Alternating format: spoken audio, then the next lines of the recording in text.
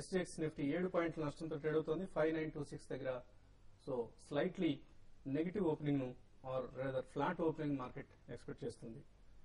ప్రస్తుతం ఢిల్లీ నుంచి analyst T Prasad గారు సిద్ధంగా ఉన్నారు. Prasad garu good morning. Hello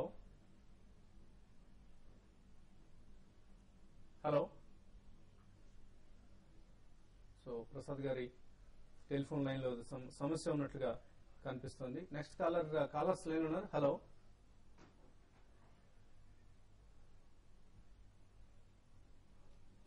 So some problem with our telephone lines or some back office problems in the system. So banking stocks నిన్న కూడా రికవరీలో అంతగా పార్టిసిపేట్ చేయనట్లు కనిపిస్తుంది. సో ఇవాళ ఎటువంటి మూవ్మెంట్ ఎక్స్పెక్ట్ చేస్తున్నారు? అంటే ఒక్కటండి, మనం కేర్ఫుల్ గా అబ్జర్వ్ చేస్తే కనుక లాస్ట్ టైం ర్యాలీ మొత్తం కూడా బ్యాంక్ స్టాక్స్ లీడ్ చేసినాయి. కాబట్టి ఏంటంటే చాలా మంది ప్రాఫిట్స్ లో ఉన్న స్టాక్స్ బ్యాంక్స్ అనమాట. కాబట్టి ఏమాత్రం కరెక్షన్ వచ్చినా కాస్త ప్రాఫిట్స్ లాక్ చేసుకుందాం, బుక్ చేసుకుందాం అనుకున్న వాళ్ళందరూ కూడా బ్యాంక్ స్టాక్స్ అమ్ముతున్నారు అనమాట. కాబట్టి బ్యాంకింగ్ స్టాక్స్ పైన ప్రెషర్ ఎక్కువ కనిపిస్తుంది. ఎందుకంటే even at current levels, corrected levels చాలా వరకు అనమాట they are more than far about 200 moving averages అనమాట bank stocks. Like even UCO అవనండి, ఆంధ్ర బ్యాంక్ అవనండి, సిండికేట్ అవనండి, even for that matter State Bank కూడా అనమాట. కాబట్టి బ్యాంక్ స్టాక్స్ లో సెల్లింగ్ ప్రెషర్ కనిపిస్తుందని చెప్పేసి అనుకుంటున్నాను. ఈ టైంలో కొంత ప్రాఫిట్ బుకింగ్ మీరు సజెస్ట్ చేస్తారు బ్యాంకింగ్ స్టాక్స్ లో? లాంగ్ టర్మ్ ఇన్వెస్టర్స్ అయితే నేను అంటాను అనవసరం అని చెప్పేసి అని అంటానండి. ఎందుకంటే any revival in the markets and economy will be again led by banking అని అనమాట. ఎందుకంటే మనదే most resilient system.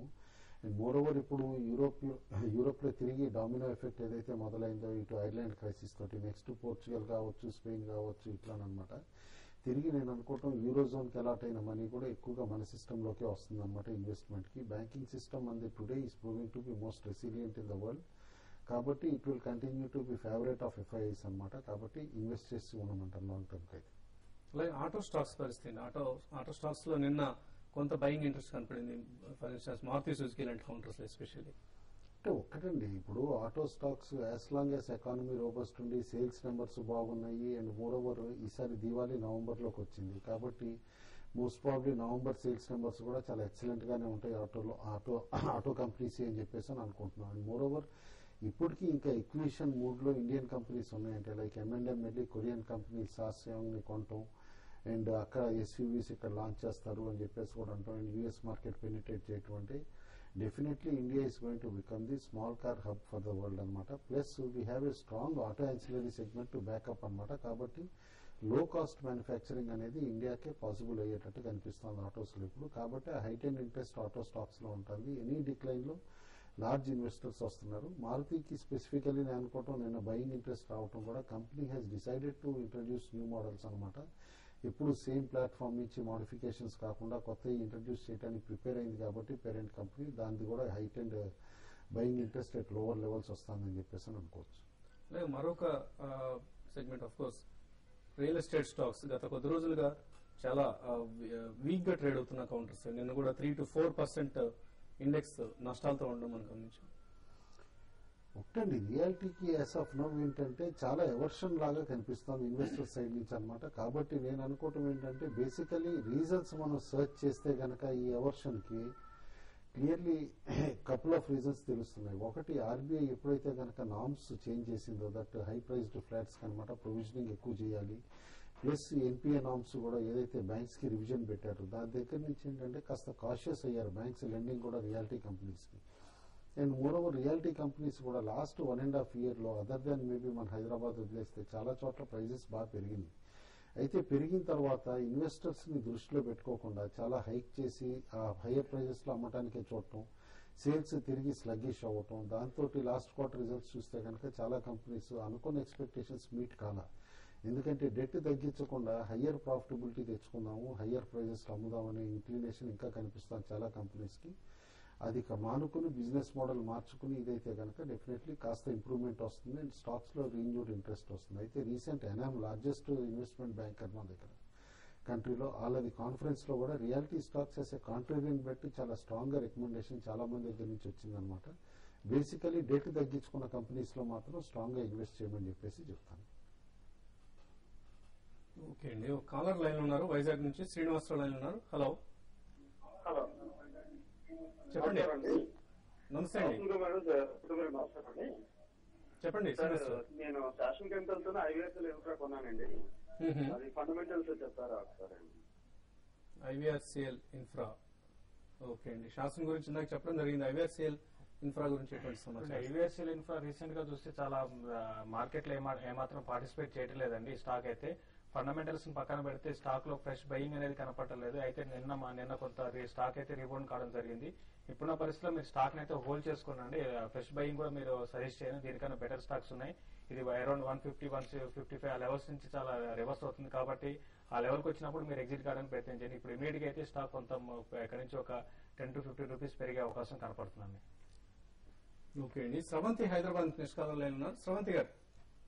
Sir SRI call తీసుకున్నాను, డిసెంబర్ కాల్, ఓకే అండి. సార్ మళ్ళీ ఆర్కామ్ ఎలా ఉంటుంది సార్? ఆర్కామ్ దేనికోసం అండి? ఇన్వెస్ట్మెంట్ కోసమా, ట్రేడింగ్ కోసం? కాల్ కోసం అనుకోండి. సో కాల్ తీసుకుందాం అనుకుంటున్నారు ఇప్పుడు? అవునండి.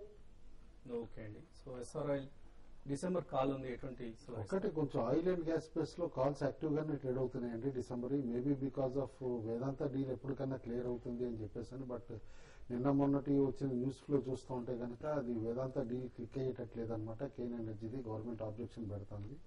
యాజ్ ఆఫ్ లో నేను వెయిట్ చేస్తానండి ఎస్ఆర్ కాల్ తీసుకునే కంటే.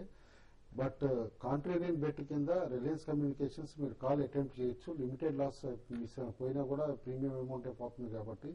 ఎందుకంటే వన్స్ ఈ 2G క్రైసిస్ కనుక సబ్సిడీ అయితే స్కామ్ పైన డీటెయిల్స్ ఒక రిలీఫ్ ర్యాలీ వచ్చే పాసిబిలిటీ ఉంది counter. So RCom December call తీసుకోండి శ్రవంతి గారు. అలాగే డి ప్రసాద్ గారి కాల్ తిరిగి కనెక్ట్ అయింది. Prasad garu good morning. Good morning Vasant garu. So ఎటువంటి రికమెండేషన్ ఇస్తున్నారు ఇవాళ? సమయం మించిపోతుంది. I think one thing clear notice చేశాను. ఐ థింక్ స్ట్రాంగ్ పానిక్ వస్తే అక్కడ డెఫినెట్లీ బయింగ్ వస్తుంది. స్ట్రాంగ్ బయింగ్ వస్తే ఫాలో అప్ రాదు. సో ఎప్పుడైనా కొనాలైతే పానిక్స్ లో కొనాలి, కానీ కొంచెం ర్యాలీ రికవరీ స్టేజ్ లో కొనకూడదు.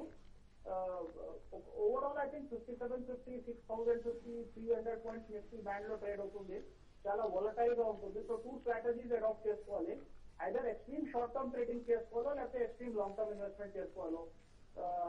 ఆ 2 స్ట్రాటజీస్ లోనే చాలా క్లారిటీ ఉంటుంది. ఐదర్ ఇంట్రాడే ట్రేడింగ్ చేసుకోవాలో, లేకపోతే 1 year లాంగ్ టర్మ్ ఇన్వెస్ట్మెంట్ చేసుకోవాలో. సో దాంట్లో కేపీఐటీ కమిన్స్ లాంగ్ టర్మ్ కోసం చాలా ఎక్సలెంట్ బెట్.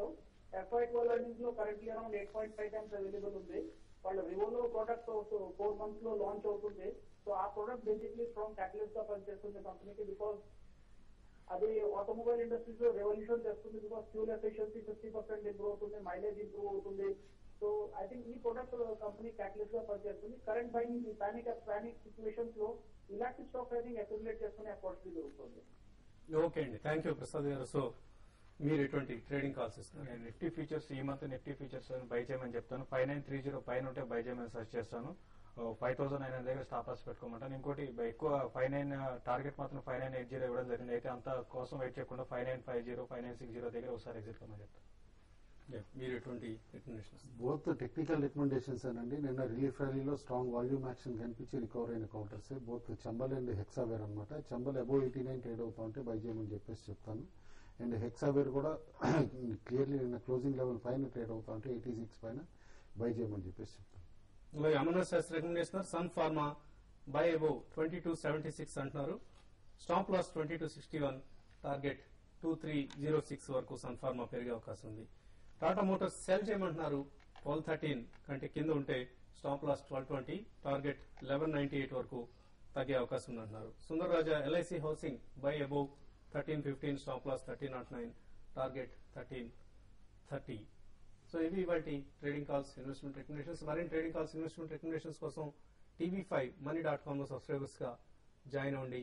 అలాగే మరికొద్దిసేపట్లో tv5money.com లో వెబ్ కాస్టింగ్ ద్వారా నిర్వహించే ఫస్ట్ ట్రేడ్ ఈ కార్యక్రమంలో తిరిగి కలుద్దాం. So log on to tv5money.com.